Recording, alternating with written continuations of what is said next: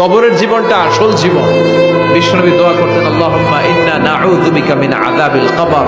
আল্লাহ, আমি আপনার কাছে কবরের আযাব থেকে পানাহ চাই, কবরের আযাব থেকে বাঁচতে চাই।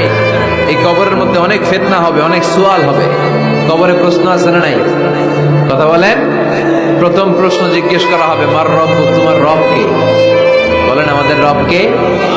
ওয়া মা দীনুক, তোমার ধর্ম কি? বিষ্ণুবীর চেহারা দেখিয়ে বলা হবে, তাআরিফু মান হাযার রাজুল, এই লোকটারে চিনো? আমরা কি বলবো? আমরা চিনি, উনি আমাদের প্রিয় রাসূল মুহাম্মদুর রাসূলুল্লাহ সাল্লাল্লাহু আলাইহি ওয়াসাল্লাম।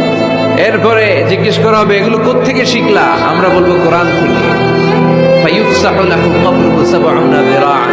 সুন্দর সুন্দর উত্তর করতে পারলে আপনার কবরটারে ৭০ হাত লম্বা করে দেওয়া হবে।